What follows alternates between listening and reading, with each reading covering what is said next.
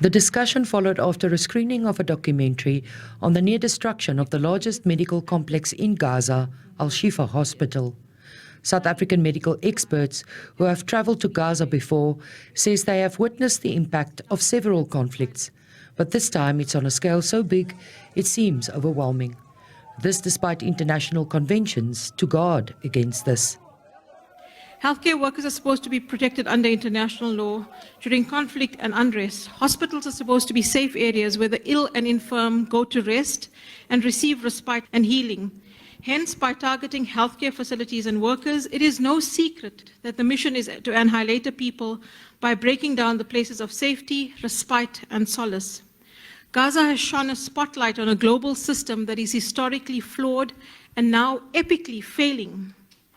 For the people of Gaza, I have absolute respect for their sumud and resistance in the face of this beastly horror. Rebuilding in Gaza will have to be rooted in Palestinian ownership and leadership. This according to Bob Bagri, who has worked in Gaza training students for a number of years. He says if it's not done, rebuilding risks undermining Palestinian self-determination and control.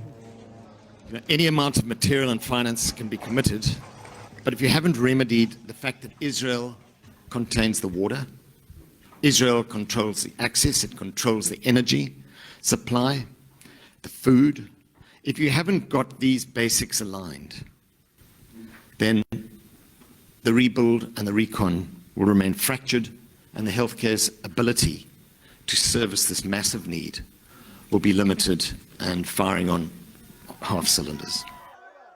Gift of the Giver says it has set up field hospitals to assist with the dire need.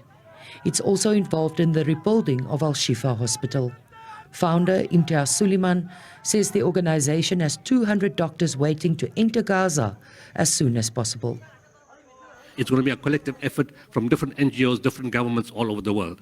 Right now, they need 16,000 surgical procedures, 10,000 urgent. 60,000 pregnant women need antenatal care. 70% of the children are unimmunized. 30,000 orphans need assistance. There's all kind of, and the figures are probably far worse than that. But as I said, teams are ready to go in and support from all over.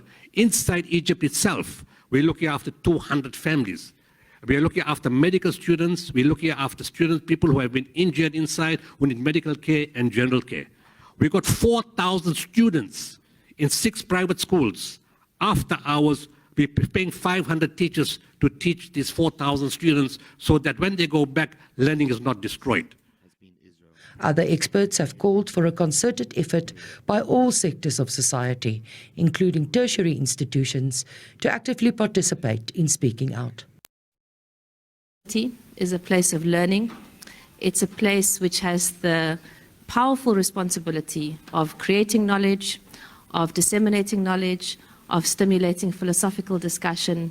It should hold a moral compass on every issue. And if universities are to play that role in our society, they have to hold a position on things that are happening in the world. And for that reason, we needed to have an academic boycott against Israel.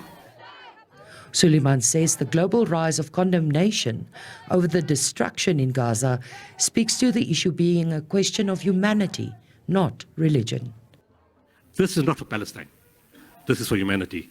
And that's why we need to get the whole world together, to stand together to make sure this does never, ever happen again. And like we're having meetings here, there's meetings like this all over the world where more and more humans are standing up to say never again. Mariska Botha, SABC News, Cape Town.